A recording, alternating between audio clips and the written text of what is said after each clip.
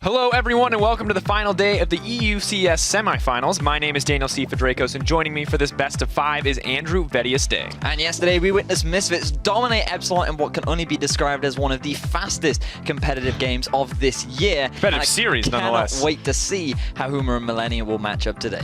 Of course, let's just jump right in by taking a look at that bracket. As we mentioned earlier, we saw Misfits completely crush yesterday. They, of course, have moved up to the finals, as well as securing a seed in the promotion tournament. And the only question left is who is going to face them between Huma and Millenium. Of course, we have that single best of 5 ahead of us. We're going to have to see who's going to walk away empty-handed, who's going to earn that final spot in the promotion tournament, and see how exactly they'll be able to stack up against Misfits next week, jumping right into today's matches. Yeah, I mean, Huma did come in with the highest seed, and they have actually elected to take on Red Side for games 1, 3, and 5, and Millenium wanted Blue for 2 and 4. And it looks like Huma going very hard on the counter pick side, more towards perhaps the mid lane, the top lane. We'll have to see how things progress, but quite interesting that they've decided to go for this. Yeah, I'm curious what the strategy is behind this, but I guess we're going to see it as we get into our first couple sets of Champ Select, what exactly they're prioritizing, who they're saving that counter pick for. Of course, if you want to check out yesterday's games or anything else League of Legends related to the Challenger Series or Competitive League, you can head on over to eu.lolesports.com for all that fantastic and juicy action. All right, with the housekeeping out of the way, let's turn to look at the match ahead of us, starting right up with the rosters. Starting with Huma off, they're going to be playing on the red side in Game 1. JWoww in the top lane, Impaler in the jungle, Kadril in the mid lane, Krisland on ADC, Wendelboo on support. An interesting team.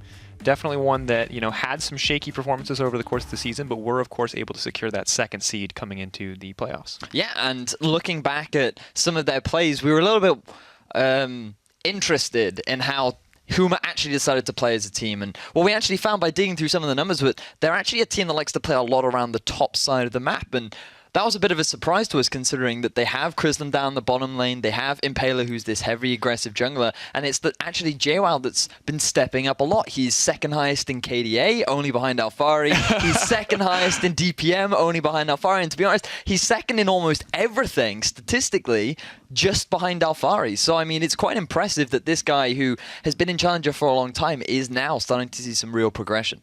Absolutely. I mean, good to see that progression. And, I mean, rough that they're behind Alphari in all the categories. Because, of course, if they do win out, that would be their opponent coming into the series. But I think it will be a huge boon for them coming in against Millenium. And my big question for this team is, are they going to continue to be so ridiculously aggressive? Because we've seen it really work against them sometimes. We certainly have. I mean, a lot of their big plays have come from this aggression. But at the same time, it's a large part as to why they end up falling behind and make these big mistakes, and you see a lot of comebacks come in their games. And while they have been a little bit more consistent than Millenium, it's something that they have to be mindful of, because while that aggression is a very powerful sword, it can be sometimes double-edged. Yeah, exactly. Sometimes hurting themselves as much as they are helping themselves with that early and often unchecked aggression. But of course, their opponents on the opposite side, it's going to be Millenium, Kaze in the top lane, Joko in the jungle, Pretty in the mid lane, Tabs on ADC, and Masterwork on support. And of course, looking at this lineup, I think Tabs has been pretty surprisingly good for these guys, making some big plays in his first couple weeks. Well, we do have to remember that Tabs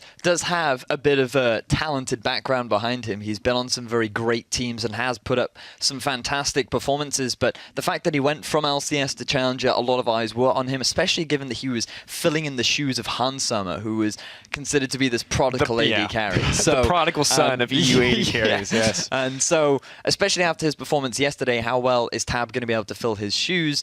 And to be honest, he's been doing a pretty good job. His laning phase is not the strongest, largely because he is playing a lot of these utility AD carries, but the team still invests a lot of resources into him. They actually spend a lot more time on the bottom half of the map than they do in the top, which is somewhat to do with their inconsistencies, because Tabs, he's playing these heavy utility styles of AD carry, like the Ashe, like the Sivir, and while they can have carry potential, that's not typically the champion you look at to be the big individual hyper carry for your team, and that's why sometimes they have great success, and sometimes things fall by the wayside.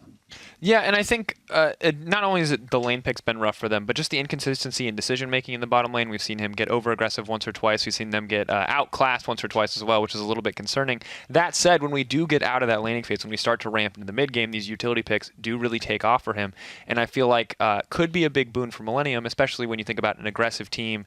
Well, Ashe, pretty good at those counter engages if they do opt to continue to look for a lot of early game aggressive plays. I mean, if we think back to Millenium back in the spring split, they were considered as the prime favorites to make it into the LCS. They were the team that looked almost unstoppable and looked extremely consistent, but now they seem to be crumbling, and as they did in playoffs, I say they seem to be crumbling. They did crumble at the last playoffs in spring. And that's the big question, right? Is can they remain consistent? Because these guys were hands down the favorite in the last season of Challenger, and they could not show up in the playoffs. Once again, the pressure is on them moving into these semifinals, and the question is, which version of Millennium are we going to see? They're not as dominant as they were last season.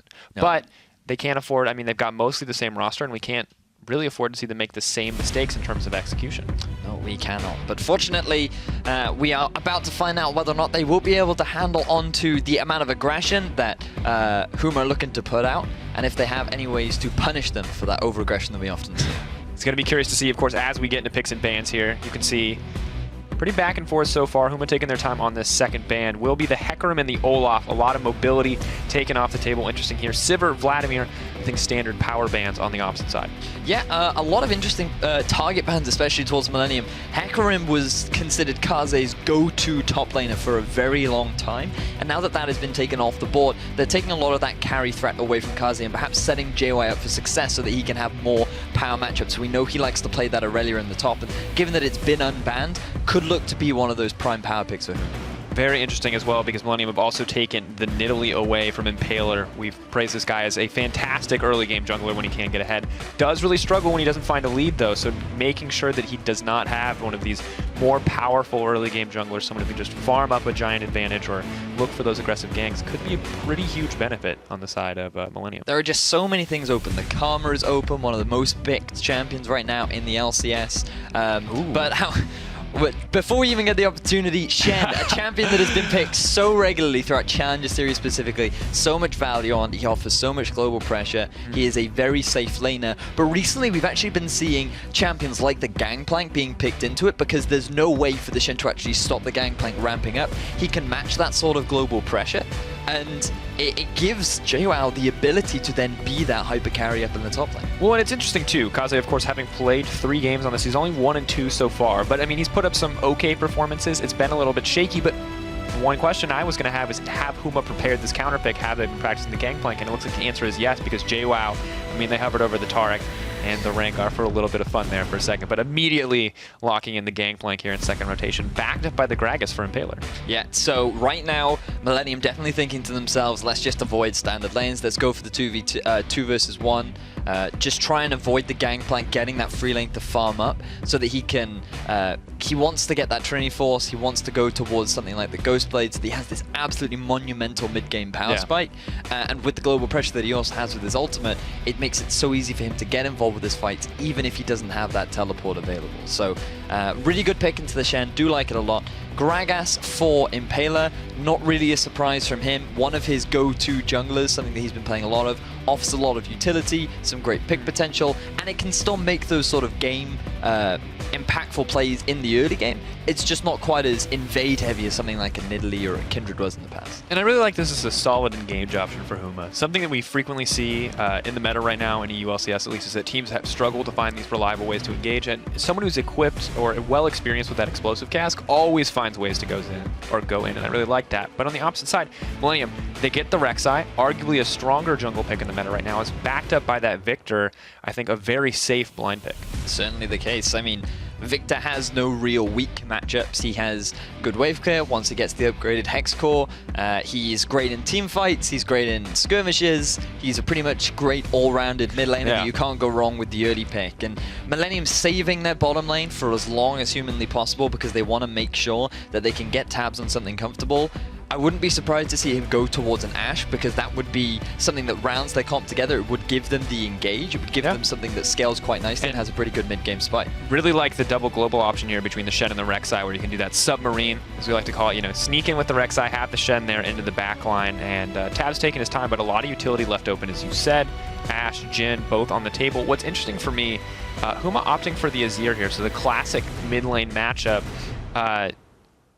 The thing about this lane that's so interesting is that both these characters are so powerful and so polarizing, but they never kill each other. It's not like an aggressive lane, right? It's just waiting for the appropriate team fight setup. This is a classic control mage matchup where both mid laners waiting for that 2-item spike, waiting before they really try and force any sort of plays. What I actually find the most interesting about this draft is they've actually gone in order. Top, jungle, mid, AD, and now they're going to round things out with the support as well. So they don't even have to bother swapping. They've decided to be lovely, cohesive, and clean for us, Sifa, which is very kind of them. But Krislin going for this Lucian. We saw him make some fantastic plays last week. On the Twitch, we have to remember 10-3-3 on that champion. He was able to dive into the backline, get all sorts of crazy picks. He scaled incredibly well. And with the amount of mobility and playmaking potential that you have, we saw Hansama yesterday make great plays on it. I'm sure Krislin is looking to do the same today. Yep, definitely a very powerful champion. Maybe not as many straight up 2v2 duel wins expected in this series. Not quite the same. I don't know. I don't want to make any. Yeah, exactly. It's like, who knows, there. right? It's been a week, and these teams advance at such a fast rate that it's hard to be sure exactly who's going to show up each week. We have questions about Millenium if they're going to choke. But now that we've seen kind of the finalized rosters here, who do you think has the edge? Really like the Jhin, but at the same time, it feels like this team lacks a decent amount of damage here. I mean, you've got Jhin. Millenium? For Millenium, you've got Victor, which is great teamfight damage, but you don't have any sustained source of damage on this team. I think because you have the Shen up in the top, you can afford to go something that we've been seeing from a couple of sides, which is the Titanic Hydra build, which would give you a little bit more mid-game damage. But you can never really underestimate a Jin's backline threat with the ultimate and with the W as well to just lock down that single target and quickly shut them down. And when you actually look at the lineup of Huma, the only real tank they have is the Gragas. Gangplank is going to build pretty squishy.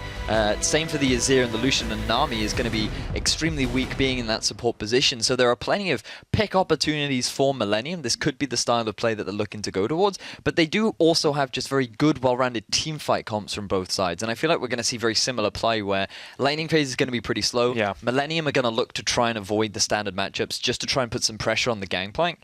And then come the mid game, a lot of fighting we'll see around the Dragons, Rift Herald, Barons. And I think that we're looking towards one of those games where it's very much decided on who can play the team fights better and who's as long as both teams don't give away too many early advantages, then it should be very much we wait till these mid-game fights and whoever plays them better comes out. So my big question is can Millenium utilize the advantage of having these additional globals, having the Shen ultimate, of course, you can match with the Gangplank, but additionally Rek'Sai with that global as well. A lot of potential map mobility. Can they use those in the mid-game to really generate advantage? Can they avoid those team fights if they want to? Because on the opposite side, Huma seem very well equipped for team fights, but they do not seem very well equipped at all outside of the Gangplank for any kind of split pressure scenario. Well, the way in which you can deal with that split push scenario is to force these objectives, which is what Huma's composition is very good at. Because you have the Gangplank ult, he can control two waves at the same time, technically.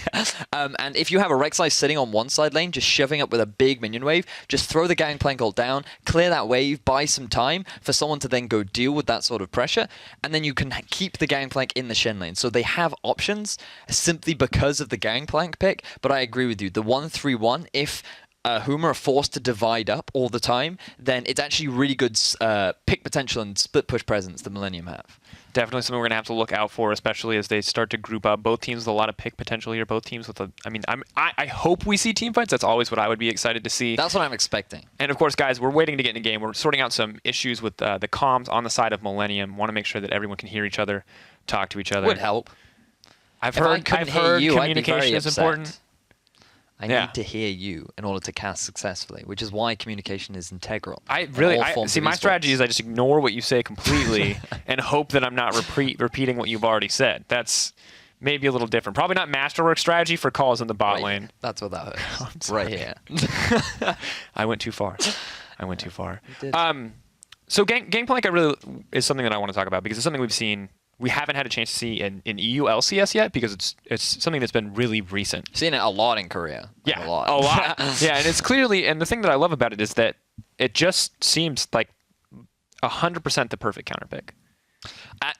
So I'm a bit against the word counter pick because counter to me would suggest that it prevents your opponent from doing what their core is. Yes. And I don't think Gangplank stops Shen from doing what Shen does. What I do think is that Shen cannot stop the Gangplank from doing what he does. And if the Gangplank is allowed to get his Trinity Force and the Ghost Blade, come that 20 to 25 minute mark, there are very few people that can deal with that Gangplank, and he becomes this terrifying monster. So I think it's just a smart pick into the Shen that can match a lot of what Shen brings to the table. Well, we're going to have to see how exactly that matchup unfolds, guys. Hop onto Twitter, tweet at LOL Esports, hashtag MIL winner, hashtag HMA win, depending on who you think is going to come out on top as we get ready for our first game in this best of 5 promotion slot on the lineup. An opportunity to face Misfits in the finals. Or if you're the loser, you're going to get nothing. The teams move out and onto the Rift. It doesn't look like we're setting up for a lane swap quite yet. And what I would love to ask the people on Twitter is, who is your hero that you think can bring this team into not only the finals, but to the promotion tournament happening later on in the split? So yeah, let us know. Wonderful tool. Twitter. No? In any case, right, so early game. In terms of lane swaps, you can see a bit of vision coming out, not too deep so far, just setting up for the standard defensive line. And as long as you can deny your opponent from getting that deep vision in, it does mean that you have a little bit more control. Wenobo is going to go back because of the amount of poke that he's taken, but right now it looks like that there's no setup for the lane swap. So Huma, they're going to get themselves the standard lanes. Millenium, they're also going to go for the standard lanes. And something that I like to think about in the bottom lane is this bit of the triangle. So you have hard engage, you have poke, and you have sustain.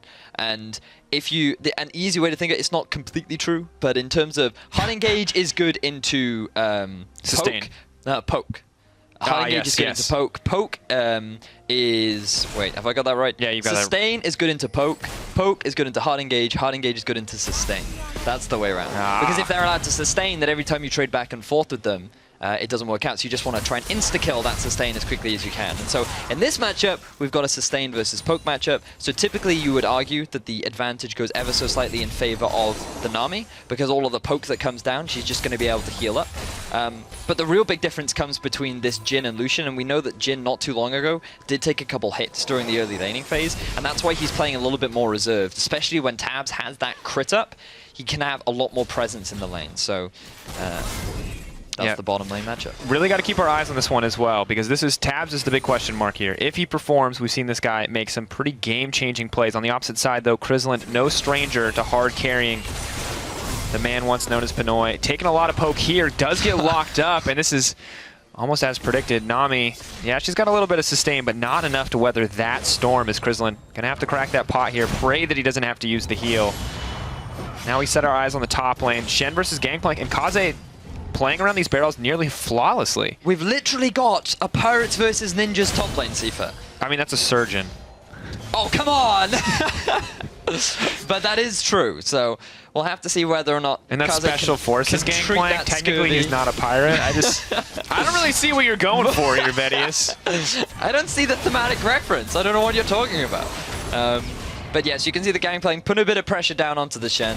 He's not going to be that upset about it, though, because he has so many tools in his kit to weather this storm. He should be fine during the early laning phases, and I feel like the junglers are people that we need to keep our eyes on, because both on champions that can set up for some great early plays. Millenium have a lot of options in their lanes to facilitate a gank, because a little bit hard to set up for the gravity field. Perhaps the Azir not the ideal target to go for, but notice how overextended the Shen is.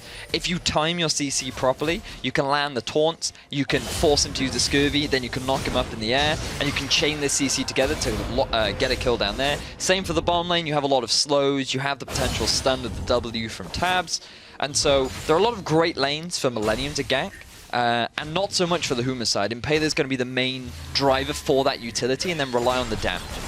Really interesting to see how this is going to unfold. Joko's spending a lot of time on the bottom side of the map. Impaler was there, ready for the counter gank as well, but he's continued to clear out the jungle. Relatively passive so far. Maybe looking for the turnaround here. Flash out comes from Krizzland. So nice presence in the bottom lane from Joko, but he spent about a minute there. I don't really know if it's going to be worth it in the end. If he can capitalize on the flash being down, it might just be, but things not looking quite so good on that summoner spell exchange. Well, he's still hanging around. It was smart from Krizzland to just instantly flash there because the tether was coming down. Krislin realized that, oh, with the presence of a jungler there, he has his flash knockup. I'm in a lot of trouble. Let's just take the safe route. Let's just go for the flash. And it was a good awareness to get out of that sticky situation. So no first blood going to go down just yet. This will give a little bit more pressure on the side of Millenium's bottom lane. It does mean that Krislin and Wendelboe have to be very aware of the fact that Joko could come round for another gank. And so they will have to play on the back end for a little bit, and I think this is smart. They're just going to go for the back right now. It's not worth sticking around. Let's just get our items, pick up what we can so that we can... It becomes an easier time farming in this lane. Of course, blue buff going to be picked up there by Impaler, stealing that one away. Happy to have it. Small XP lead over Joko currently. But looking in on the top lane, you can see CS is even, and as both top laners approach level 6, we got to keep our eyes just about everywhere on the map. Shen and Gangplank both have the potential to make an impact on any lane, and gonna make it a little bit safer for Krislin on the bottom side of the map, knowing he has that Shen, or knowing he has that Gangplank ult to back him up, but Shen can get there just as easily if given the opportunity.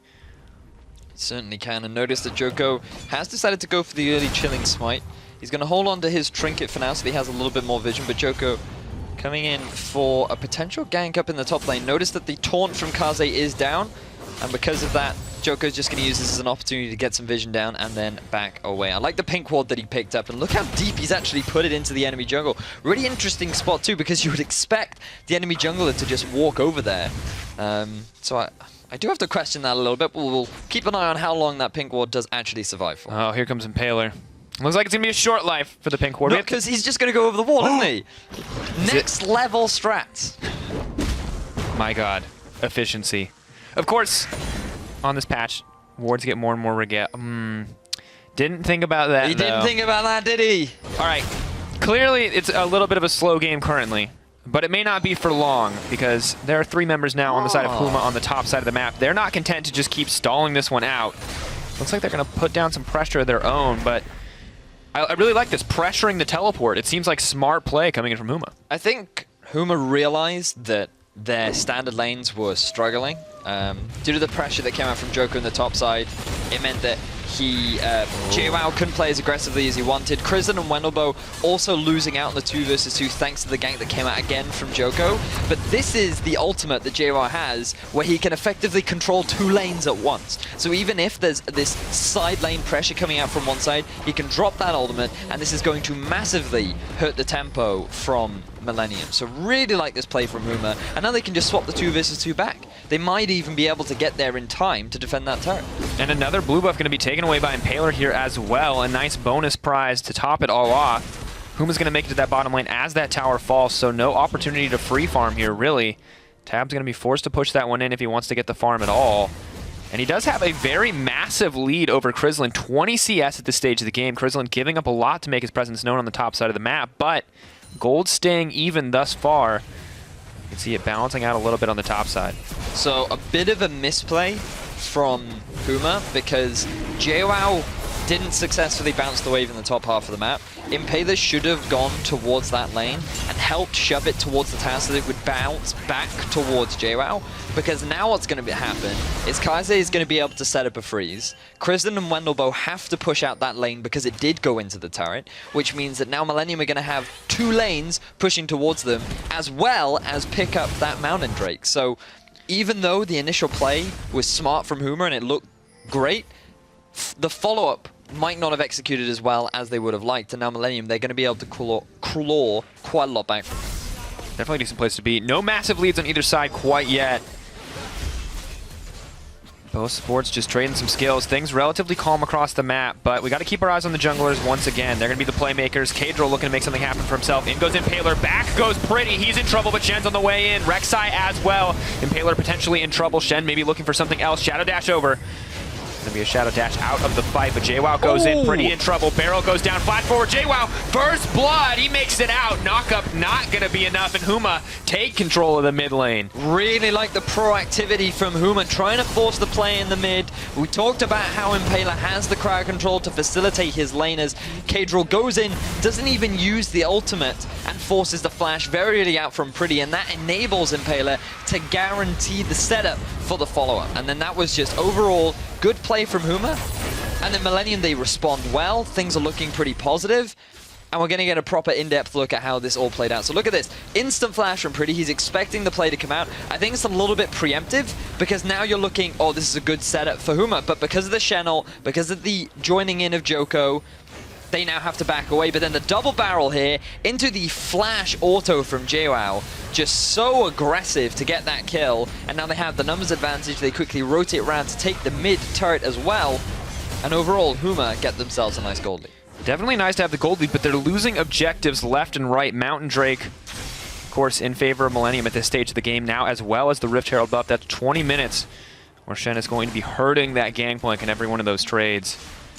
Gonna have to see if it's worth it for them in the end. Well, he does have a Sheen, so he will definitely still pack quite the punch, but I agree with you. The damage mitigation will make that lane that much better for Kaze. Really curious to see what the next step is going to be from both these teams. Mid lane tower broken down. Huma took control in that instance, but they're still trading objectives left and right. It's never been uncontested. Krislin now choosing between saving his minions, saving himself, is going to give up half his life, but will keep the wave alive. Tabs desperately trying to hold on to the tower. Masterwork on his way in. Joko as well. Impaler is here. He's ready to go in at a moment's notice. Tabs primarily using that ultimate for a bit of wave clear. Could argue that he's also using it to test his damage, but not its primary function. Fortunately, he will be able to get the wave cleared down. Impaler, as you rightly said, coming down to the bottom half of the map. Joko also hanging around for the potential dive. But it looks like no further action will be taken. And right now, Huma do lead in turrets after taking that mid one down. Getting that mid tier 1 turret this early on is actually very good for the side of Huma because it gives them so much more control over the map. You can see that very deep ward in the mid lane just allows them to have that much more knowledge as to where Millenium is setting up and where they're trying to make these plays. The question is, where are Millenium going to make their plays next? They've got a lot of control on the bottom side, trying to make sure that that jungle stays safe. At this point, the ward in the mid lane letting them know that Victor completely resigned to clearing out those waves, but on the top side, Gangplank and Shen continue to duke it out. This appears to be a game of farm. We got the 80 carries using their ult to clear waves, the Gangplank as well. Neither team looking to commit to anything quite yet. Maybe waiting for those mid laners to ramp up. I'm not entirely sure why Huma are just grouping up in the entrance here to the river, because there's no dragon to set up for just yet. They're not trying to force this turret down in the bottom half of the map.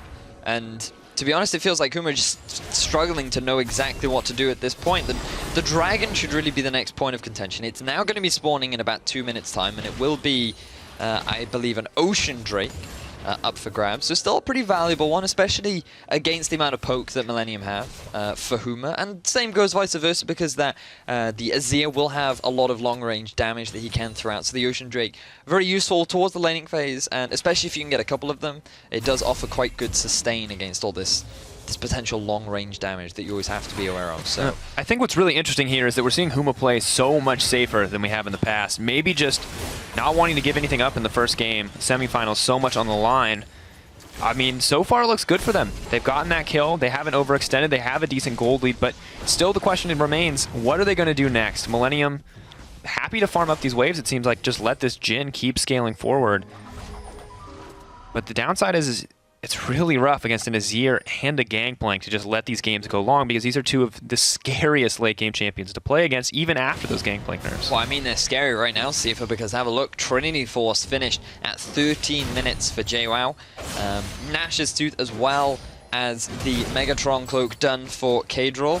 And they are feeling pretty powerful right now. With the Dragon spawning in 40 seconds, I do feel like this has to be the next place in which both the teams fight. And I'm just keeping my eyes on the vision setup, because we can see a lot of pink wards coming out from Huma all across the river. So they know that right now Millenium can't see a thing in that dragon pin. That could be an opportunity for them to look for a pick. It could be an opportunity for them to force Millenium into a point where Huma can then force a fight. And coming back to the point that you made about aggression, I do think that that's in part due to Huma's champions that they've decided to go for. But with the aggressive moves that they made in the mid lane, I think that if they see an opportunity, they will try and force it. Oh, decent amount of range. Impaler knocked up. Third shot not going to land. Fourth one left. Is going to miss. No one committing to that fight quite yet. Kadril trying to take control with the Sun Disc in the mid lane. Dragon up and available as Impaler moves down to get it started, but Masterworks clearing out the vision. Again, things relatively calm. No one wants to give anything up, you know? Pressure's on. Don't want to throw away any kills. Don't want to overextend for any objectives. The downside, is that we don't get to see people murder each other. Yeah. Just In my head, what I'm thinking of, look, it's an ocean drake. Fight, fight, fight, fight. And in reality, it's just like, no, they've got items. No, let's just let them have it. And that is what they're going to do. With the Trinity Force Gangplank up and ready for action. He's just, Millenium are basically saying, yeah, no, we'll let that one pass for now. Yep. And I mean, just didn't have vision control of the area. Don't want to step into unknown territory, especially against a team with so much engaged potential. Youmuu's. Krislin getting frisky. Frisky. He's got the damage, wants to let him know it. Why is it that every so often you'll say a phrase and I instantly think of a song, right? And in this time, you know the song, Ooh Baby Baby? I don't know why, but Frisky made me think that the lyrics were Ooh Frisky Frisky, not Ooh Baby This is why we struggle in casts, because you frequently remember the lyrics to songs wrong, and nothing in the world tilts me more.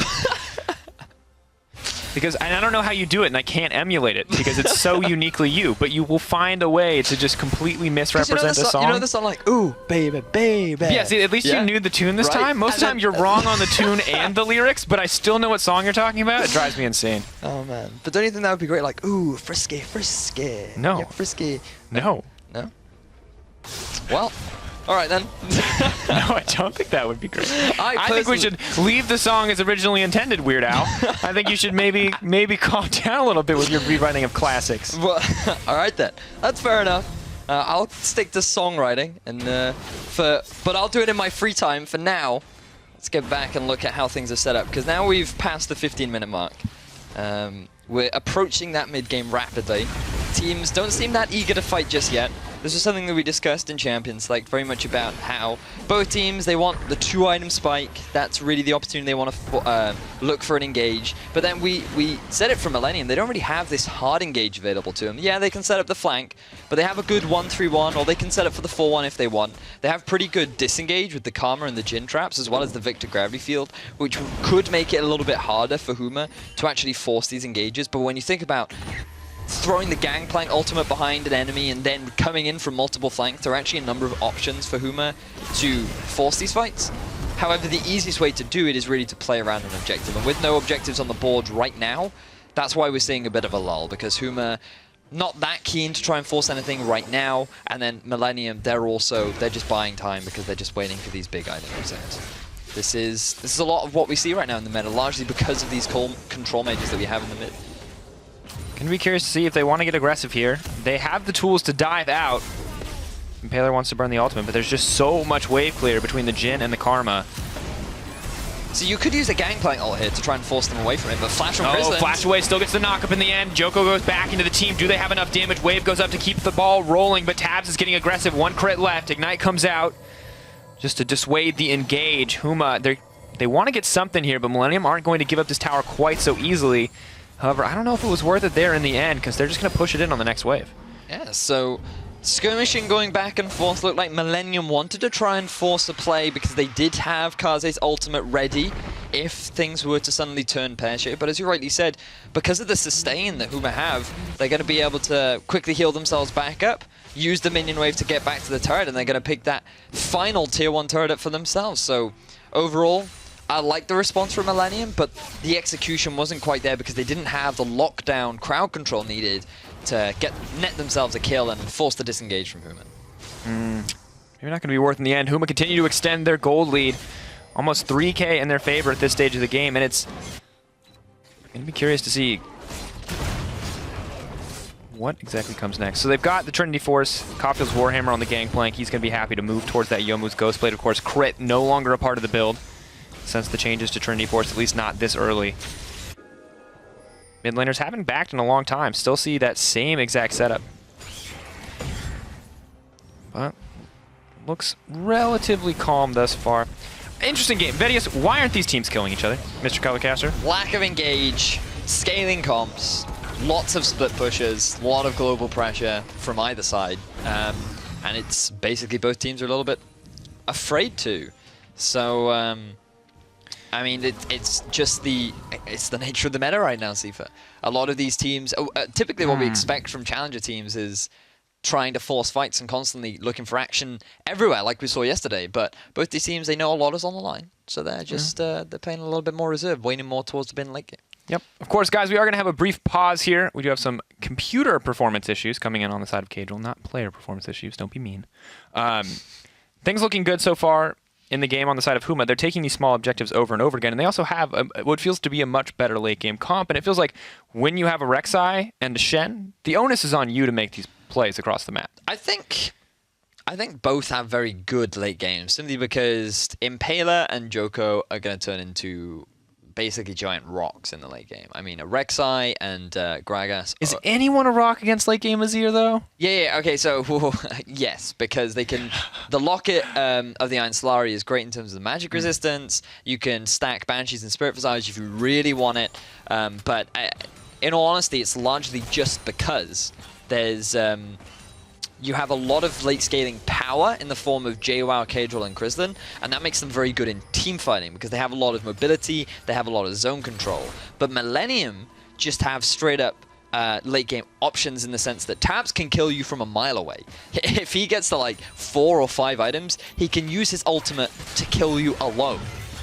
We saw it last week when Pulse and I covered a game that Huma were in, going up against 4G, where Krislin ate all 4 shots of the ultimate from the Jhin and just died. And so, I mean, that's pretty powerful late game presence, except it's not the same sort of late game team fighting prowess. And obviously Victor has a number of options because his kit is so well rounded, and Shen, he will never die come late game because he's just this super tank. So yes, you could argue that Huma have slightly better scaling. That's largely due to team fighting as Joko getting picked out. Potentially in trouble here, Joko. What's he going to do? Tunnel still available, hops over the wall. Jumps out to safety. I like this. Huma making aggressive moves, using that cask, but aren't going to get any major cooldowns out. Just bullying Joko out. But the Dragon's up in 6 seconds. And it is a Mountain Drake, and with Huma's vision control once again, those pink wards still in the river have not been cleared out by Millenium, so the control still exists for the red side. But look at this, Millenium, they want to try and contest. Call. Shot gonna miss, landing onto Impaler. Second, looking for the third and the crit. Who's it gonna hit? Really taking his time. It is gonna go wide in the end. Mountain Drake poking down Impaler here. They control the Scuttle Crab. They have control over the pit generally, but no one's committing quite yet. Here comes the Submarine. What's it going to do? Impaler with the body block. Kaze moving forward, knocked up by the tidal wave. Beautiful disengage comes in from Huma. Millenium running tails between their legs. Gangplank on the back half. Maybe looking to get a little bit more damage down, but Mountain Drake is going to be the focus here. No blood necessary. Just the Drake going to drop in the end. Huma with the disengage, actually deciding to avoid the fight simply because they felt that their positioning was not good enough that they would be the ones to come out ahead. Their priority was on securing that objective, and that is exactly what they did. Great ultimate out from JWoww. He doesn't even use the teleport. He walks down from the top lane to set up for the flank, and that is enough to dissuade Millenium from trying to force that objective. So overall, great stuff coming out from Huma. Not only will they get themselves that Mountain Drake, but they're going to further extend their gold lead. Definitely a great place to be. Moving up, maintaining around that 3K mark, now having 2 dragons to back them up will make it that much easier if Baron becomes the next contestable objective. Of course, only 22 minutes in, so probably not on the table anytime soon, but something we have to keep our eyes on, especially with 2 teams that we're pretty sure are content to move towards the late game. At the end of the day, though, that team fight just feels like Huma out-executing. You know, opting not to push any further to go for kills, just taking the Mountain Drake, but the amazing disengage there coming in from the Nami, combining that with the Gangplank ult, I think absolutely fantastic. I thought it was a really good combo simply because not only did you have the slow from the Gangplank ult, but you've also got the CC from the Nami wave. That means that people are forced to sit in that Gangplank ult for such a long time that they take too much damage that suddenly makes them realize, okay, we can't continue contesting this fight, and so we're just going to have to disengage. And it was just very smart play from Huma overall. Really good execution. It's just very impressive. I mean, I'm kind of a loss for words. Not a bad place to be. It's all right. We can talk about what's happening on the screen instead.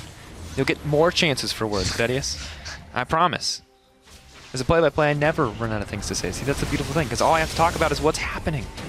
What's happening right now? People are pushing buttons to kill creeps to hopefully kill the mid lane, and Cadril has to run away, but now his team's here to back him up. This turret potentially under threat. But Huma responding very well. Gangplank continues to pressure on the bottom side, however, and Millenium really trying to figure out what their next move is. Well, right now there aren't really that many moves for them to make. It's just wave clear duty continued. 23-minute mark. Big spikes hit for Huma. This is the 2-item points that we've been talking about so much, because Trinity Force into Ghostblade, no one wants to fight that Gangplank. Shen isn't quite tanky enough yet to really mitigate a lot of his presence, so he's constantly allowing the wave to be shoved in. Notice that it's always JWoww that's going past the river, because he knows that he could very likely win a 2 versus 1 at this point, especially when there's very little armor on top of Joko. So he can be as aggressively as he wants. This is allowing the rest of Huma to set up a lot of vision around things like the Baron, control the river. They are going to let this Scuttle Crab go away, though, because they actually let their setup slip, and that's going to force the ultimate out from Impaler. So now, because Millenium have no real way to start the fight, it's just going to be a little bit more dead zone until Impaler has his ultimate ready again, and then they could look for a potential pick. And of course, no real big advantages in the global summoner spells either. Rek'Sai with that ultimate down, but Kaze has the Stand United, he has the teleport, Gangplank has the Cannon Barrage and the teleport as well. So neither team really have a whole lot to capitalize on. Flash is up, Impaler the only one to use his.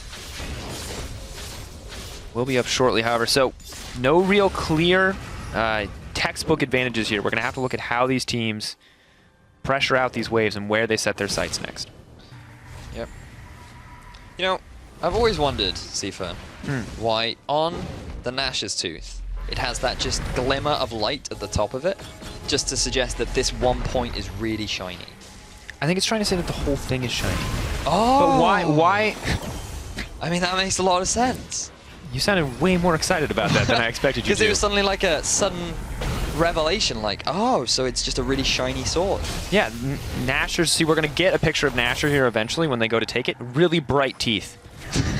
But see, this is yellow because this is like during the not so hygienic time in Nasher's life. We were still figuring out how to draw this is like the gold tooth that the dentist gave him. Wendelboe in trouble though. Curtain Call comes in, maybe looking for the disengage. Shots getting blocked, but now it's the submarine. Krislin has to flash backward. Kaze blocking the shots with the Twilight's Refuge. Gonna keep moving forward. Not going to be a whole lot to be able to done here. Krislin moving backwards. Are they going to be able to get him locked up? Joko maybe looking to get a bit more damage, but the fight is so long and nothing's happening. Kadril Pretty gets the solo kill. Kadril gets popped, but JWoww doesn't want this to continue. Impaler coming in. Who's going to come out on top? Pretty running for his life. He should be able to get away. JWoww grabs one back. Huma now moving to control the mid lane. At the end of the day, mid lane for mid lane here as Huma set their sights on the tier 2. So we saw a lot of action around the blue buff, and I mean, the fact that Millenium couldn't really lock down any member of Huma was thanks to the amount of disengage they have. They want to continue. Impaler goes in. Masterwork set to fall, but no. Spirit's Refuge buys a bit more time. Kaze saving his teammate. Millenium running. Joko clearing out the waves as best he can, but that's all the cooldown's gone. JWoww in trouble. Will he get burned down? They're moving forward. Smite goes in as well. Tabs wants blood. Doesn't have it. Deadly Flourish on the way. Maybe looking for more. Can they get it? Hop back from Impaler. Slow out. And it's just a trade back and forth. Still no kills for either side other than that trade of mid laners. The wave clear is still strong on the side of Huma. And that's going to completely deny Millenium picking up that tier 1 turret in the mid. So very back and forth. Neither team really having the amount of crowd control to lock down the targets that they want and get themselves the kill, but there were a lot of close shaves there. Masterwork barely getting away with his life. Impaler with a beautiful engage, followed up by the double bubble from Wendelboe, but that was onto the 2 tanks of Millenium. Unfortunately, it wasn't enough. They didn't have the damage needed, and we're going to backtrack all the way over to see how all this started off. So Joko, he knows he has the channel available if he gets into a bit of a sticky situation. Look at the positioning on Tabs. He's getting ready to use his ultimate. He takes a full channel of the culling, and Wendelboe is forced to flash away or disengage very early on. And then Joko here has no follow-up hit. Tabs is too far away. Pretty is nowhere near because he's too busy killing off Kadril, who was not expecting Pretty to just come out of the sideline and pick himself up the 1v1. And meanwhile, JWoww still hasn't used his teleport. He comes in from the flank, trades the 1-for-1 again, but now the Ocean Drake has spawned and we have another fight. Impaler taking a lot of damage here, but the Curtain Call not maybe the target that it wanted. Impaler, he's set to fall. Gravity Storm is going to take him down, but Kaze is going to drop in exchange. 1-for-1. Top lane for jungle in the end, but they have no smite to secure this. Joko doesn't want to move in, however. He does have the ultimate. He can make it back to this fight, but they know he's not there now. Dragon burns down. That one drops in the favor of Huma. Double Ocean backing them up in regen, but both teams backing off. Only single kills being traded. So another 1-for-1 going in the favor of Huma. Because they pick up that Ocean Drake. And this is something that Millenium is slowly starting to struggle with, because even though they're able to set up for these fights, they're not quite able to close it out and result in any major objective turn. But JWoww, he has no flash. JWoww does have a lot of damage though, but I don't think it's going to be enough. Victor coming in for the follow-up. Joko's going to grab the kill, and is Baron going to be in the sights of Millenium? No Gangplank here to worry about. They're starting it up. They have 4 members. Kaze has the ultimate to get in, the TP as well. Huma, what are they going to do in response? Impaler nowhere near them. They're going to have to stop this one somehow, but it's not going to be with a smite. Baron dropping lower and lower. Kadril caught on the backside. He's in trouble. Will he get locked down? Tabs throws it out. One shot. Not going to be enough for the kill, and they're actually going to back off of the Baron in the end. Do not want to risk giving it over to Impaler. But that is absolutely fine for Huma, because their whole goal was to just dissuade that Baron from actually going down. So let's have a look at how this actually played up. Kristen on the backside, he wants to be hiding behind his tanks, and that was a bit of a preemptive ultimate coming out from Tabs, but it was enough damage to secure the kill down onto Impaler. Kaze has to trade his life away because he's sitting in the middle of that Gangplank ultimate, as well as dealing with all the damage from the side of Huma. Kadril is able to force back the jungler to secure themselves the dragon, and this is where JWoww, he gets a little bit greedy. He could have gone back to base, he could have moved to the top half of the map, but instead he sticks around. He goes through the river, which is lit up by the side of Millenium. They end up getting the pick down. They try to force the Baron, but then with the long-range poke that Kadril has, he's able to dissuade Millenium from actually forcing that objective, and that means that no Baron goes down.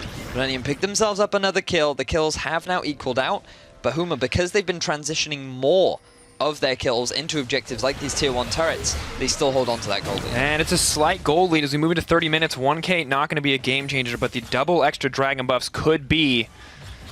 Happy to have the double ocean there, extra sustain in these downtime periods. Of course, Gangplank farming up as well. He's at that 3 Ardent point. Shen lagging at least a little bit behind. Millenium maybe not too happy about getting caught up here. Masterwork in trouble. Are they going to be able to get him flash over the wall? Doesn't look like it. Both teams backing off once again. Ult traded for flash, pretty good for Wendelboe, because that is going to be up relatively soon. The thing that Huma have to be mindful of now is they do not have that big disengage available. So if Joko comes in for the flank, then they could be in some trouble, but he is very mindful of the fact that that turret is still up. He could go for it anyway. Kadril is in a lot of trouble. Oh no, could be the falling out here with 1 shot, 2 shot, 3. Impaler going to block it out. A lot of damage goes. Kadril doing what he can. The Chaos Storm comes out. Ultimate not available for Nami quite yet. Halfway through its cooldown, nothing going to drop but the Sun Disc in the meantime. Millenium just continuing to poke and prod at Huma. Barrel mechanics not quite there for JWoww. Doesn't quite get the triple connect. But they just don't have enough CC to lock down the highly mobile team of Huma. I mean, if we just look at the amount of disengage they have with the Nami ultimate, which wasn't available this time, which is why Huma looked like they were in some serious trouble. But because of the Gangplank ultimate, because of the Azir ultimate, the Gragas ultimate, as well as the natural mobility coming out from Lucian, Millenium find it so hard to get the fights that they want, even though the setups for them aren't very solid. And I feel like JR was a little bit preemptive with that teleport, because he could have taken that tier 2 in the bottom lane. There was no way for Kaze to respond. Huma had successfully disengaged from that setup that Millenium tried to force, but unfortunately he wanted to be with his team. He wanted to try and help them out, and they're not going to be able to net that objective in the bottom lane. And I think for Huma, it's just better to be proactive with those teleports than too reactive. Don't want to come in late to a party. JWoww maybe a little bit too eager to come early here. Rek'Sai moving in though, could get caught out. Joko, is he in trouble or is Impaler? Masterwork over the side. Jungler versus support here.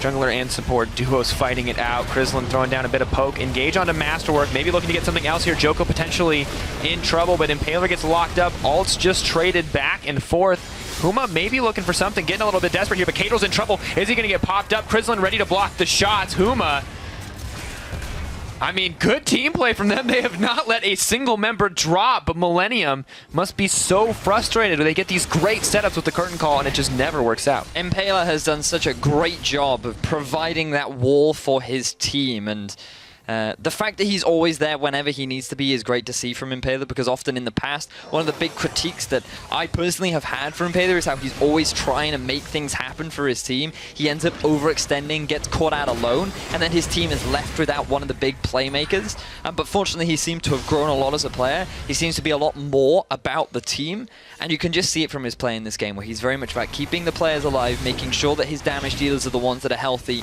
and dealing damage on the backline. And overall, it's resulting in a lot of team fights not really coming out in favor of Huma, but it means that because they always have that big damage dealers at such high health values, that they can go for these drawn-out fights if Millenium try to force it. And it just feels like Millenium are so scared to overcommit to this team. They know the threat of the Azir, the Gangplank, but at the same time, it feels like they've had some decent opportunities. Well, I mean, Joko on the Rek'Sai, the thing he always has to be mindful of is that if he engages, he's going to go straight into a Nami ultimate, and we know how much water counters rock, so he's always very aware of that super effective ability. This is what it all comes back to, isn't it? You're looking at me like I'm Pulse, like you expect him to be like, oh my god, you're right! Pokemon! Woo! Like, I play it too, Betius, we're all playing it, you know? I don't even play it, I just love Pokemon. That's true. We learned today that there are no dual types in Gen 1, something we forgot about. We've lived such a... Oh, flash out there from the ultimate. We've lived such a long life with Pokemon, you forget about the old days. Whoa, I would never forget Gen 1. I say I don't forget it, but they change it, and they might have to change out supports. Wendelbolt set to drop Joko on the backside. It's the submarine, and it's coming in. Kaze maybe looking for a bit more. Huma getting locked up. Impaler going to drop. Millenium taking control. We wanted aggression, and there it is. 2 members drop from Huma. Millenium can move for the Baron. So Impaler, the one time he wasn't able to effectively act as that wall for his team, Tabs is able to secure a kill, and now they're moving towards this Baron. 3 members still left available for Huma. Wow, is he going to be able to get the barrel combo down? It does not look like it. Defiance comes out. Millenium want more blood. They don't even care about the Baron. They're going to back it off. Gold remains so close to even. Millenium get the proactive play, but they do not want to risk going down to the Azir and the Gangplank here. Support and jungle not enough to give them the confidence. Still 2 kills for Millenium. They can be pretty happy with that one. And when we get a replay, we'll probably get to see as to how Wendelbolt was actually caught out of position, because he still had his flash. You can see that he still has his tidal wave, but it just wasn't... He really wasn't given an opportunity to be able to get out of that sticky situation. After he dropped, it was just Huma on the backline running for their lives. Impaler ended up dropping as well, and with the kill advantage, Millenium tried to force the Baron, but unfortunately for them, because of the presence of Kadril and Krislin, the big damage dealers on the side of Huma, they didn't want to commit to it. Kadril, Krislin, and JWoww. I mean, you've got the triple carry still left up. Definitely right there. But Huma now resetting up vision around the Baron. And this is very much the point in which Baron is the big point of contention. And Huma, they're just going to try and force it. They've got the single Mountain Drake. Will it be enough? Are they going to be able to get this one in? Masterwork throwing down a bit of poke. Stand United is available. Joko is moving forward. Azir trying to disengage as best he can. Curtain Call goes down. 1 member going to drop. Tabs grabs Impaler. Can they get anything else? Chaos Storm making sure that Huma have to retreat here. No further ticks of damage. 1 member down once again for Huma. What will Millenium do? Still have the ultimate available for Shen, still have the ultimate available for Rek'Sai, but no split pressure anywhere else on the map. I feel like Millenium could just force the Baron right now, because there are no ultimates available for Huma. There is no way for them to start a fight. Yes, Kadril, he can put a bit of poke down, but when you consider how tanky Joko and Kazi are at this point in the game, this Baron should be practically free. So let's see if they can execute properly and secure themselves. Trying to play around the barrels, but they don't do any damage to Kaze. Pretty zoning off with the gravity field. They're starting to burn it down. Baron getting lower and lower. Are they going to be able to get it? JWoww taking so much damage. Defiance comes out to give the team the shield that they want. Baron going to drop, and they are going to get it. Millenium moving in. Kaze dashing forward. Wendelbolt caught out. Chain CC comes in. Support goes down. Millenium take control of the map. Huma running. Millenium realize that they can force this play, and they do it successfully. Not only are they going to get themselves the Baron, they get themselves a kill, and now they're just going to look to push down mid. Impaler has returned. His ultimate is about to be up, but Krislin finds Joko all alone, looking at an opportunity here maybe to go for the 1v1. Colin comes out as well, but he just does not do enough damage. Finally gets the Black Cleaver stacked up, but Joko's already on his way out there. Shen taking a tower in the top lane as well, and suddenly the gold explodes in the favor of Millenium. A 3k gold lead as we look back on that fight. So have a look at this setup. It was Huma that tried to set the play up. Notice that Tabs is still sitting on the backline. Look at the positioning of Pretty. It's so easy for them to just provide the support and so quickly shred through Impaler. And with the tank down, with the jungle smite unavailable, it enables Millenium to just walk up to the Baron and pick up that big objective. So great stuff coming out from Millenium. We were wondering what Millenium would be turning up on the day, and to be honest, right now they're looking like a well-oiled machine. They are. And maybe just playing too cautiously in the early game, I think we can safely say, but starting to get that confidence back here, not wanting to take too many risks, but finally when they have the advantage, they make it count, and they've got this Baron now. And the question is, what are they going to be able to do with it? Guys, it looks like we are going to have a bit of a pause here. We're going to wait. They've got Baron. The buff's not going to take down during the pause. They'll get plenty of time to siege those towers. And this brings us to my favorite segment of the night. What Pokemon type is every single League of Legends champion? The pause won't be that long, I swear. There's a lot of Pokemon. There's a lot of different types. So I'm going to quickly recap.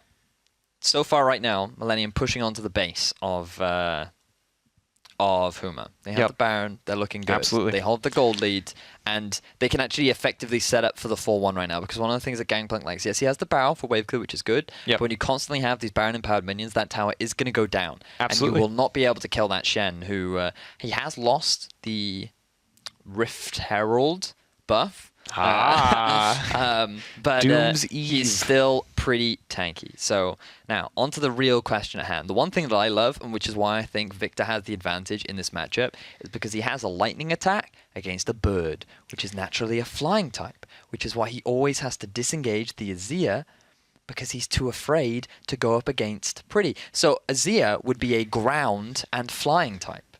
That doesn't work. Of course it does. He's a sand. You don't have sand type. Sand slash is a ground type. Yeah, but ground and flying are like polar opposites. Ground and flying? You're telling me that lightning and flying, Zapdos, is not counterintuitive? Lightning comes from the sky. Birds are in the sky. That makes sense to me, but like... What? That's like, to me, that's saying like land shark. Like you just described land shark to me. That is what Joko is. He is a land shark. Yeah, I think we can safely say that he's a steel ground type in terms of Rek'Sai. Steel ground. I could even consider him dark in this skin. Because, I mean, his... No. Steel ground is this skin. Regular Rek'Sai is probably dark ground. Dark ground, yeah. Yeah. But yeah, okay, steel ground I can definitely get on board with. I'm happy with steel ground. So is Victor a steel type then? He's definitely dark something. He would be dark steel then, surely. The issue, though, is like, do we categorize every... Jump in on Twitter with the hashtag I'm joking. Do we categorize every evil character as like, because I don't think evil and dark necessarily go together. No, in Pokemon, I suppose like, if we just think of his abilities, right? He has a Death Ray. Yep, Gravity Field. Gravity Field, so Psychic maybe? But I mean, it all comes from a machine. Then it's like every mage is like... like that's not... Like Rise, we would... Steel. Well, Steel for sure, right? Because he's half robot. Yeah, he's got to be Steel. He has to be Steel. But he's a tricky one. Like Shen is a tricky one too. Because is he Dark type? Like he has to be. Surely he's a ninja. I just have this image of someone turning into EUCS and they're like, he's a ninja. He has to be this type of Pokemon. Like... What the heck am I watching? This is EUCS. We are in Game 1 of Huma Millenium. It is semifinals, and we are in the middle of a pause. Millenium, of course, has a Baron buff. It's been a slow back-and-forth game, but things are ramping up. But what type is Shen? I don't know. Like, is he a normal? Is there a ninja? There's actually a lot of The problem that we Pokemon, have is that there are no human-type Pokemons. Like, they're all, like, animal-based, which is what makes them there's easier. definitely human... Hitmonchan, Machamp. Yeah, there's a lot of humanoid-based. Like, Lee is easy. He's fighting. Boom. Easy. Boom. Done. Like, what would Tabs be? Like... He's just a guy with a gun. Like, not everyone has seen, like, Tab is playing Jin currently. He's playing Jin, yes, he's playing Jin. So is everyone with a gun a steel type? That's a good question. No, surely not. Because Gangplank can't be. What is Gragas? How do you represent alcoholism in Pokemon types? So what, he's like a water normal? Yeah, well, there's a scuba Gragas. He's like water... He's got like a water type, I guess, because he uses liquid-based attacks. That's what I'm basing it on. Anyway, we're back in the game. And, so we're going to put this conversation on hold for now. Yeah, okay, here we go. Siege up. Millenium, if you're a Millenium fan, now is the time. Hashtag MIL win. We may have missed you earlier, but you get your voice heard. Because you've got a lot of time to let your voice get heard. Having a few technical issues, of course, dealing with some comms issues still for the players, as well as some performance issues, just a bit of FPS lag. Can't really afford to lose out on those frames when you're trying to make those split-second decisions. Yep. Save the frames. Kill the animals. JWoww apparently has camera lock and is struggling to figure out how exactly to unlock it. I've been there. I have been there. I swear to God, I've been so many times. But I think like I is the smartcast for camera lock or something like that. Is the smartcast for camera lock? I think so. Yeah, the smart. So if you press it, it will just automatically lock without you pressing the. It's just interesting that you refer to that as smartcast, because like camera lock is not an ability in the game League of Legends. No, but like smartcast to me is something where like you press it without having to go through an options. Got it. You don't have to go through choice. Do you smartcast or regular cast? I smartcast everything. Good man. Literally everything. See, I feel like you have to be able to do both though, because when we watch Crepo play in the office and he's like not missing skill shots, and I go home and play and I'm missing all my skill shots, I feel like maybe it's because I don't really look at the hitbox or aim. But that's not a problem that these players are going to have. We are back now into game. Once again, this time I think for good. Maybe. Baron buff sieging up. You can see Gangplank, as you mentioned earlier, clearing out the waves as best he can, but the pressure will start to mount. Millenium, I mean, one more aggressive move, one fight while they have this Baron buff, and they could look to end the game or at least break an inhibitor, but no aggressive moves coming in quite yet. And honestly, Kadril, potentially in trouble here, taking a little bit of poke. Preyseeker not going to connect. Joko running forward, backdoor bonus up on the towers. Decent amount of armor added, but they're still going to be able to burn through this one in the end. So tier 2 dropping. Gold lead continuing to grow for Millenium, about 5K. Gangplank doing what he can against those minions. It's just not fair for you. So this is where the poke from Tabs and Masterwork is actually coming in real handy. You also have a bit of poke with the Death Ray from Pretty, which was enough to gradually force Huma away from the turret. And then with the Baron and Powered minions, it was pretty clean and easy take. They didn't have to go for the dive. There was nothing too risky. And now they're just setting up the waves once more. They have about 30 seconds left on the Baron, so they're going to try and use as much as they can to get some damage down onto the tier 2 up in the top side.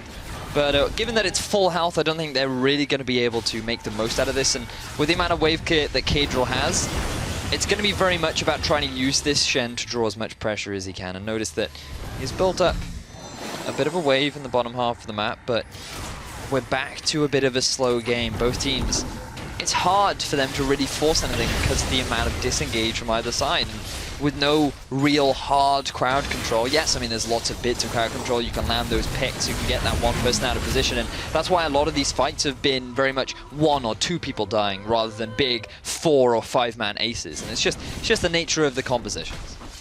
Cloud Drake, though, gonna drop for Millenium. This is, of course, not the patch where Cloud Drake gets buffed. And it's gonna make everyone a flying type, so there's always that advantage too. You need to stop. We need to find more things to talk about. Than just, like, people are gonna hate us by the end of the week. Yep. Like, everyone's Twitter feed and Facebook feed is already like their friends playing Pokemon Go and political drama. Like, they don't need us to do the same.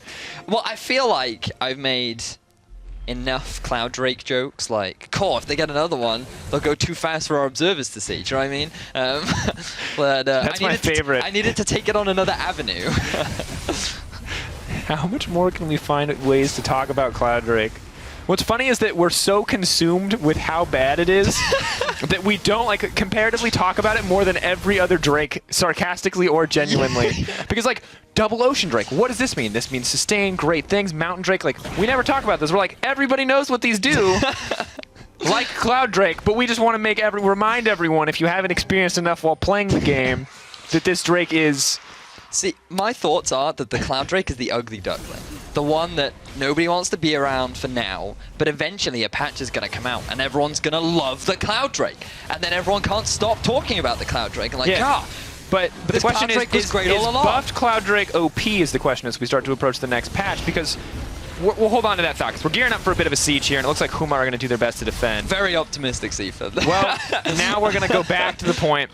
See, now the question is, it started out as the ugly duckling, but is this like that kid you were mean to, or like in high school that like got out of high school and then got like hot and buff? Like, is that the new Cloud Drake? That's what Cloud Drake will be. That's exactly what it'll be. And an extra 10 movement speed, so everybody wants a piece of the Cloud Drake.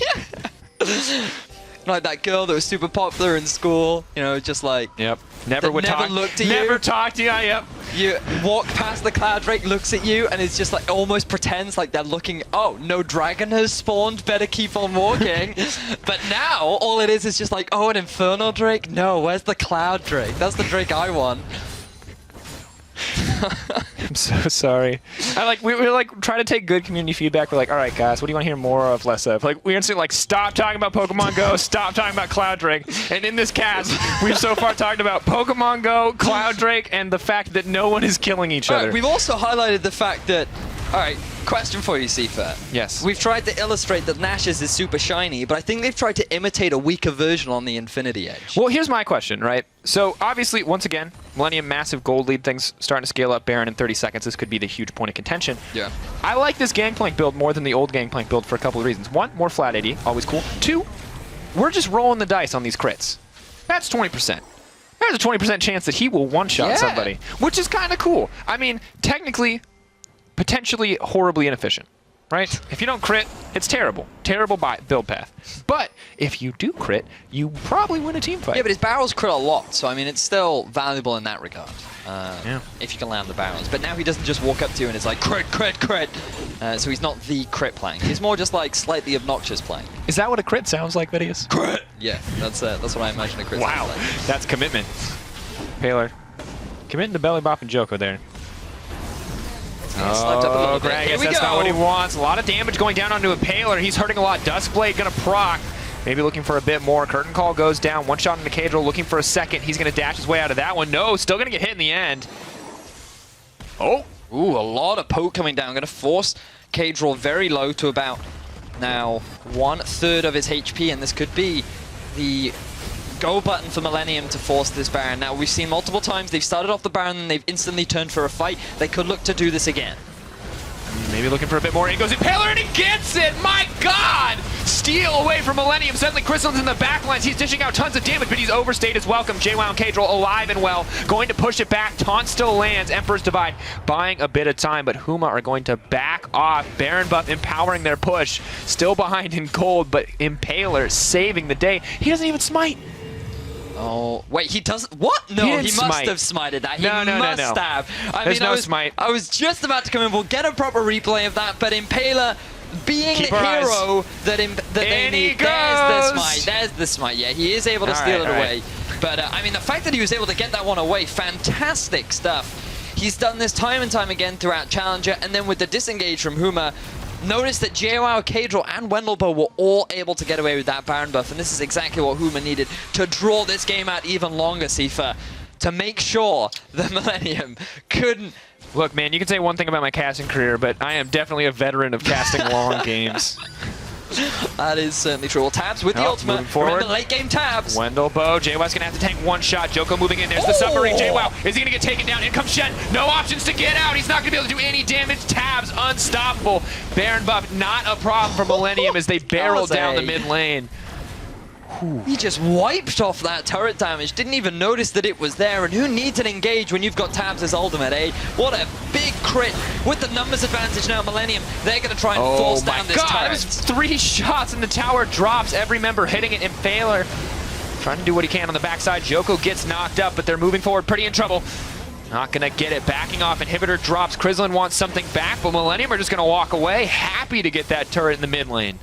Inhibitor goes down. Big pickup for Millenium right now. Even after losing the Baron, that did not sway their confidence. The momentum still heavily in their favor, and now Elder Dragon going to be next on the table for Millenium to play for. They just need to hope that another big steal doesn't come out from Impaler. Notice that Gangplank Ultimate's still up, TP up as well, and it looks like that this will be the objective that Millenium want to take. He sees him going forward, knocking up Impaler. Is it going to be enough?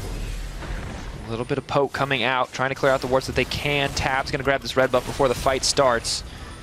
Maybe looking for a bit more. Impaler moving to the mid lane, but he could be in trouble. Going to hop his way out of this one. Is going to get locked up. Joko moves in. Chain CC coming out. Snare guaranteed to land as well. One shot misses. Second connects. Impaler wants to disengage. Crit not enough, but they're going to be able to get him. No! Impaler makes it out. Joko overstays GA. Going to save his life here, but Millenium may have overcommitted. The jungler is so low. Can they move to take the Elder Dragon? Supers are pushing up the mid wave. And they have control of the map. They have the vision control as well. Nothing. No sight available for Huma, and they're rushing forward. Remember that there's very little vision control out from Huma right now. Kadril being very defensive in checking this one out. But because Millenium decided not to commit, that means that it's going to give enough time for Impaler to return to the rest of his team. No Elder Drake is going to be taken, and Millenium, I feel like they missed an opportunity there to get themselves a little bit more control over the map. But here we go, flank from Joko. Oh, maybe looking to get in here. Can they get it in? Not going to find the opportunity. Shen not going to be able to make his way forward. Rek'Sai, without the combo there, without the submarine, the surprise factor, pretty easy to disengage. Tunnels being cleared out as well. Wendovo not wanting to give them the opportunity to find that flank. Blue buff going down. Both teams poking at each other, continuing. Elder Dragon still the one thing left remaining. Teams clearing the way. Both teams have to play. You can see top lane completely unattended, and it's going to be pushing in favor of Huma. At some point, Millenium are going to have to respond, but they do have the Shen ultimate as well as the TP if they want to move up. Still really content to just pressure this out. Blue trinkets used. Joko accidentally using the AoE there. Getting a little bit of aggro down. Huma moving forward. The thing for Millenium right now is if you just keep your eye on the top half of the minimap, you can see a big minion wave building up, pushing towards Millenium, who is still just posturing around this dragon. And Kaze being in the area, oh, but look at, pretty, range just out of range. Really good stuff from him. There we are, Kaze, he's going to go back. Oh no, Joko's actually going to go back. And somebody needs to pick up that wave in the top. They have a wave pushing in their favor in the bottom half of the map, which they could use to their advantage. But right now, they're really not taking advantage of this mid lane where with the super minions. But Joko trying to force things. But again, they have no real engage. Perhaps they want to try and force something again with Tabs' ultimate, but Impaler is present. And waiting for someone to overstep. Yeah, waiting for that Deadly Flourish to connect before they look for the engage. They've got the great follow-up here. JWoww showing off those barrel mechanics. Gets the triple proc there. Alright, the minion wave has been picked out by Huma, and Kaze finally going to go deal with that while JWoww goes to the bottom half of the map. And again, slow game, simply because they have to play around these objectives. You need someone to commit, because there's no real... I mean, Huma could, it's risky, but you could just force the fight. We've seen how things have gone wrong for them in the past. Joko, there's the submarine. Looking to get something out of this, but the great disengage comes out. Kaze just going to bounce off the wall. Impaler once again potentially in trouble. Blizzard's running. They're just taking the guaranteed damage onto the jungler there, knocking him down to about half. Dragon has been started up, but Huma are going to get the opportunity to respond here. JWoww not quite with the triple barrel. Backing off. That's 10k health left on the Dragon. They're slowly burning it down. Huma, they have to commit 6k, 4k, maybe looking for a way in. Impaler, they're setting their sights on the Dragon. They are going to be able to secure it, but suddenly Huma are in a fight that they do not want. True damage coming out. Cannon Barrage not going to connect. The fight isn't even going to start. Millenium are going to get this one for free, but they're hungry for more. Joko ready to turn over the wall. Kaze ready with the taunt if they can get it moving forward. Impaler, is he going to use the ultimate? Does he have to? Wants to move it, just a little bit more damage. Kaze running forward, but they're not going to have enough engage options here, and they're just going to have to back off, happy with the Elder Dragon. So, Millenium right there, after securing the Elder Dragon, ran desperately towards Huma, saying, please, just stay. I can catch up, I swear, but not quite having enough movement speed. If only they had another Clown Drake to add to their arsenal, they might be able to close the gap. But nevertheless, Millenium can be pretty happy with that objective pickup. But bear in mind, it's only 2 minutes. They have a very small window to take advantage of that Elder Drake. And I honestly don't think Huma are going to give them the real opportunity to gain anything off the back of that. It's a very, very difficult game for both teams to really commit, because, I mean, it's that surprise ninja party that Millenium always have in their back pocket. Every time Huma try to get that pick off onto a target, you're basically asking Shen to your house. And oh, here comes a flank from Shen. Surprise ninja party indeed. Impaler caught up. Good disengage with the Emperor's Divide. Only going to last a few seconds. Trying to make it out to safety. Kaze going to fancy footwork his way out. Joko can just play as aggressively as he wants because Kaze is always there with the ultimate. He tried to force the fight with the flank. They did force a couple of summoner spells. Just have a look at the flash gone from Wendelbow, heal gone from Kadril. But Kaze and Joko also losing their flash. So two of the big engage potentials gone now. But Millenium using this Elder Drake, they're taking this Baron. Yeah, they have the opportunity to burn it down. Extra true damage as well as the bonus from the Mountain Drake coming in. But it's starting to tick down. It is going to reset. Joko on the front lines, taking a lot of poke and exchange. Kaze unkillable on the back, backed up by Masterwork. Millenium moving forward. Barrel chain comes out. Kaze half health in an instant. You cannot mess with these late game carries on the side of Huma. Millenium are starting to learn that the hard way, and Huma have taken control of the pit. They're setting their sights on this dragon. They have the double buffs from, or the single Mountain Drake to back them up. Ocean as well. Ooh, tricky marks coming in. Pretty knocked in. That's not what you want. Impaler on the front lines. Can they turn this? No way to get out. Cadril moving forward. That Victor is going to drop. Shut down. Oh no. Millenium have overstepped, but Tabs gets a pick off on the side. Dashing forward. Krislin isn't going to be enough. Turns underground, but not going to be it in the end. Huma, they're moving into the Baron. Tabs still alive and well. No ultimate yet. Here it comes, gets the reset, one shot in, two, maybe looking to get a kill, not gonna be able to grab the Baron. Krislin takes a big chunk, no! Deadly Flourish not gonna connect, they're dashing their way out. The fancy footwork coming in, Tabs, will he move forward? Impaler, he's left alone, one man. Not gonna be the 1v1 in the pit, and Huma secure the Baron. In what was a very drawn out fight. So it was Huma that kicked things off. The knockdown onto Pretty was really just a big positional error, and the fact that overall, it was just a very smart play from Huma because they knew they got so much damage down onto Tabs. They felt like that with the AD carry forced out of the fight, and with Shen having to go back to base, that Millenium would be drawn out in a big numbers disadvantage, and that allowed Huma to get the picks that their composition is so good at doing. And then they just body block the Jhin ultimate. The steal is unavailable. They secure themselves the Baron, and they reclaim control of this game. Well, now with Huma still behind in gold, believe it or not, after all of these exchanges, 11-5 in kills, but they're getting more objectives in the end. Are they going to be able to break down these tier 2 towers? They have a lot of tools to siege up here. Still playing against a lot of wave clear, but end of the day, Azir Gangplank, pretty terrifying to stay underneath the tower against that. Yep. Look at that death dance now completed for JOW too. So much raw AP too on the side of the Azir that it's pretty easy for him to just two-shot down that tower. Along with the, I mean, 6 items here nonetheless. So also has the elixir. Little extra bonus damage. Impaler once again looking for the body block. Cadril going to take one shot. Impaler still sure to block 3. I'm surprised there's no Randuin's from Impaler, given the value of reducing those crits, but I guess he feels he's tanky enough right now. He has enough of armor and a lot of health, that's definitely for sure. Yeah, GA pop for him though, so I do feel like, I mean, the fact he is 0-4, he has been getting killed a lot, and a lot of the damage has been coming from those big crits from Tabs, so perhaps picking up a Randuin's would have helped mitigate a lot of that damage, but unfortunately, he's going to be fine. He's just going to rely on that Guardian Angel to give him a second chance, and Guardian Angel is actually unavailable for Joko right now, so even though he's been relying on that pretty heavily, he's not going to have it available. Kaze will, but look at this, Huma setting up in the top lane. They're going to take another tier 2 turret. Gonna look to try and set up a siege now into the base of Millenium, and we've seen this from Huma. They were able to successfully take down the inhibitor. Can Huma do the same? Have to keep our eyes on this one. Tower burning down, double canyon minions poking away. You can see the Sun Disc already falling. Kaze taking so much damage. Oh, Krislin moving forward. This tower is going to fall. Huma taking control here. Are they going to back off? Or are they going to keep pressing for more? Inhibitor in their sights, but it doesn't look like they want to commit to it. They're backing off. Curtain call comes out. Is this the turn? Impaler taking 1, 2 shots, 3 is going to take the 4th as well. Decent sized crit coming down, but Huma now just setting their sights. They're happy to just keep moving in with these Baron powered creeps. Yeah, they know that they have the pressure advantage, but look at Joko. He's sitting on the flank, trying to set up a potential play, coming in from behind. Tabs doesn't have his flash available after the amount of poke that Cadril got down onto him, and massive wave on the bottom side as well, pressuring in. Inhibitor set to fall. Tier 2 on the bottom may fall as well. Pings coming out from Huma. Debating if they want to burn a TP to get a Baron buff down there, but JWoww doesn't have one. Kaze moving in to clear it out.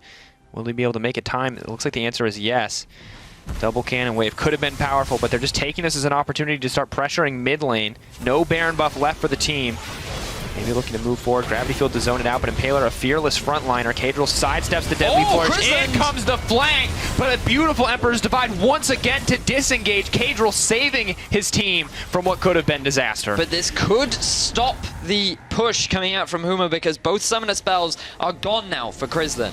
The ultimate is gone for Cadril, and if Millenium want to try and force something, they still have a lot of options. Kaze has the TP, he has the flash.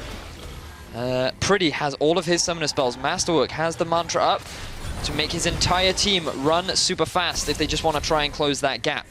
So Millenium, this is a great opportunity for them if they want to try and go, and that's why Huma have to play very defensively. They have a minion wave, they're pushing onto this tier 2. Maybe looking for a bit more Joko on the front line. Curtain call coming out, and Impaler looking to body block what he can. Has to predict the shots, though. It's going to work out for him in the end. Oh, Impaler looking for the tricky plays. Pretty caught out. Is he going to get burned down? Yes! Great turnaround coming in. Gangplank ult on the backside. Suddenly Kaze is in no man's land. Not at all where he wants to be. Impaler dashing out. Teams moving, weaving in and out. The fight just continues. Huma now taking control of the exchange. Azir ripping through the team. Krislin wants more, but can they turn it? So many low health bars. They are going to be able to grab the tower, and they're pushing forward. Huma, can they end it here? One member down. Pretty. Tabs has to move back to defend. Everything on the line here. Huma moving forward. They want to take this first game. Moving in. They're going to break the second inhibitor. They could look to get more. Inhibitor going to fall. Moving in, moving out. Are they going to overcommit? Can Millenium turn this? They're going to go in. Huma are going to be able to disengage, or are they? They're moving forward. Kaze gets the taunt. Is this going to be the turnaround? Trying to get the disengage if they can't. Cadril caught out. Cadril uses the Zhonya's. Does he have the flash as well? No, he doesn't. He's not going to be able to make it to safety. He gets burned. Tabs goes godlike, and they're hungry for more. Huma have overstayed their welcome in the base of Millenium, and they're not having it. They turn it around. The double comes in for Tabs. Lock down one more for good measure to keep it going. Maybe going to be able to get the triple. Wendelbo locked out. Is it going to be the triple in the end? Kaze taking that one away. 3 kills drop, and Millenium regaining control. They're moving into the mid lane. My God, what a back and forth game. Do remember that these are very long death timers. 58 seconds on top of JWoww. Pretty, he's going to go back and defend the base, which was very close because those super minions did a lot of work. But Millenium, they have plenty of time to just move into Huma's base, pick up this inhibitor, and potentially reclaim control over this game. And it has been very back and forth, largely decided on these Barons, which will be spawning in 40 seconds. But Millenium, they might try and go for the end. Still long death timers. Kaze has the teleport. 60-minute game. Joko goes in. Krislin gets knocked up. Is he going to get locked down? He is. He's going to drop. Millenium, they're going to be able to end the game. They're coming in. They're ripping through Impaler, and there is no hope left for Huma in game 1. 4 members strong, barreling away. Gragas going to body slam his way to safety because there's no hope of turning this back in their favor. Millenium, they want the win, and they're going to get it. What a turnaround coming in game 1. 60-minute game for our first of the best of 5 series, Sifa. Best of 5. Best of 5. Millenium are going to be the ones to take it in the end. And I mean, it was very back and forth. The reason it was so drawn out, I mean, we highlighted it multiple times, is just the lack of hard engage, the lack of solid crowd control. There was no way to lock down a lot of the members, and even towards the end, I think that was one of the highest killed team fights where 3 members died. And I gotta say, that's a perfect example of why neither team wanted to engage. You can see when you're the team that gets counter-engaged on, how badly those team fights go for you. If you're ever behind in a fight and you're out of disengage options, which is what we saw from Huma in the end there, just going to turn against you in an instant. Jin is super good at chasing you down. You have so many taunts, the karma speed ups. Joko has his tunnels. Like, there are so many options to just keep chasing you down. And that's what happened in the end. It was unfortunate for Huma, who should have just been happy with the turret that they'd taken. They got the top lane inhibitor. They could have refreshed. They even got themselves a kill. That long death time is that late in the game. There was super minions pushing into the base. They didn't have to be greedy. They had options. But at the same time, we have to praise on the opposite side. Millenium confident to go in there in that late game. We saw both teams struggle to be confident in their engages, but they saw that opportunity and they took it. And if they had played passive there and not punished Huma, it would have been a pretty easy game for Huma to end. You saw the minions crashing into the base, burning through those towers. 1 inhibitor left standing. Probably would not have been enough. So, end of the day, I mean, bold decision-making from Huma costs against them, but Millenium just as solid to come back and take that against them. Praise to Tabs for not dying at all during that game. I mean, overall, very impressive to see the fact that when you have such a drawn-out game like that, that nobody ends up going down. And obviously, it wasn't quite as the same for Pretty, who is actually a large reason as to why Huma got a lot of their objectives, because he kept getting caught out. In fairness, the one around Baron wasn't entirely his fault, because he did realize he was trying to stop the Baron. He was in a position where, okay, I just want to put some poke down. The positioning of the gravity field was good, where he was behind it, and he was putting off the main, like, direction in which the enemies would attack from, but he couldn't predict over the wall flash body slam pick from Impaler, and that's not necessarily Pretty's fault. He did what he could, but then in the late game, that was a big misplay. Why would you come in from the flank? There was no reason for you to be above your turret rather than with the rest of your team. Especially when you have such a strong front line. Yeah, exactly. And when you're the primary wave clear too, there's the questionable decision. Fortunately for Millenium, they were able to turn it around. So absolutely. But of course, with that, Millenium has taken game 1 over Huma and is off to a great start in the series, if a bit of a long game. When we return, we'll find out if they can double down and make it a 2-0, or if Huma are going to be able to get a win back in return. Change out supports. Wendelbolt set to drop. Joko on the backside. It's the submarine, and it's coming in. Kaze maybe looking for a bit more. Huma getting locked up. Impaler going to drop. Millenium taking control. We wanted aggression, and there it is. 2 members drop from Huma. Baron going to drop, and they are going to get it. Millenium moving in. Kaze dashing forward. Wendelbolt caught out. Chain CC comes in. Support goes down. Millenium take control of the map. Looking for a bit more. In goes Impaler, and he gets it. My God! Steal away from Millenium. Suddenly, Crystallin's in the backlines. He's dishing out tons of damage, but he's overstayed his welcome. JWoww and Kadril alive and well, going to push it back. Taunt still lands. Emperor's Divide buying a bit of time, but 60-minute game. Joko goes in. Crystal gets knocked up. Is he going to get locked down? He is. He's going to drop Millenium. They're going to be able to end the game. They're coming in. They're ripping through Impaler, and there is no hope left for Huma in game 1.